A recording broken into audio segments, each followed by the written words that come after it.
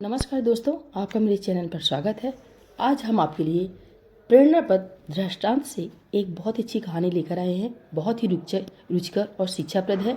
तो दोस्तों, कहानी पूरी सुनिएगा, तभी अच्छी लगेगी।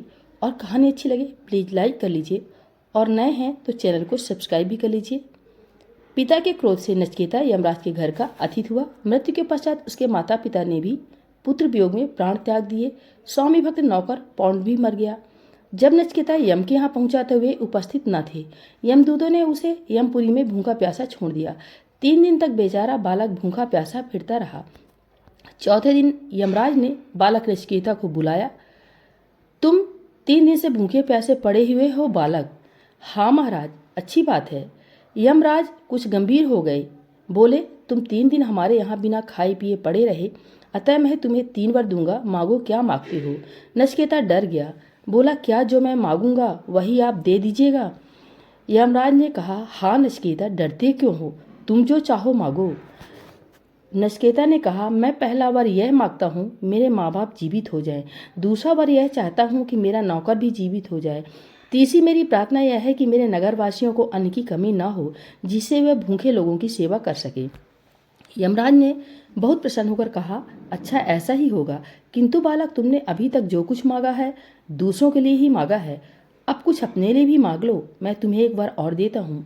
नचिकेता ने देर तक सोचकर कहा, राजन, यदि आपको मुझ पर इतनी दया है तो मुझे यह बतला दीजिए कि मैं मौत से छुटकारा किस प्रकार मिले। यमराज बालक का प्रश्न सुनकर चौंक पड़े। बोले, यदि चाहो तो मैं तुम्हें अमर कर सकता हूँ, जिससे राजा होकर तुम खूब सुख भोग सकते हो। नचिकेता दुखित होकर बोला, हे यमराज, मेरे अकेले अमर होने से क्या होगा, जबकि अन्य व्यक्ति मौत के शिकार होते रहेंगे।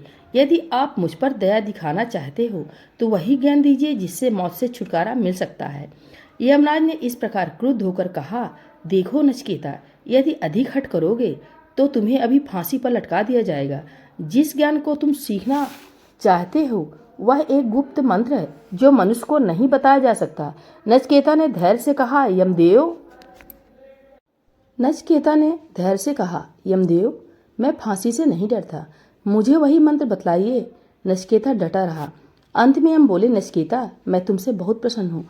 तुम अपने उद्देश्यों तथा कार्यों में दृढ़ हो, आत्मनिष्ठ हो। तुम अपने विचारों को डावाडोल नहीं करते हो, इसलिए अवश्य तुम उस गुप्त मंत्र को जानने की योग्य हो।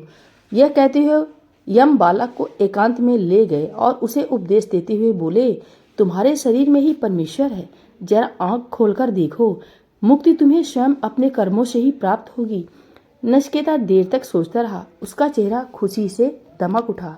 तो दोस्तों नमस्कार, ये थी कहानी। अच्छी लगे प्लीज़ लाइक सब्सक्राइब जरूर करें। बने रहे मेरे चैनल में अगली कहानी सुनने के लिए।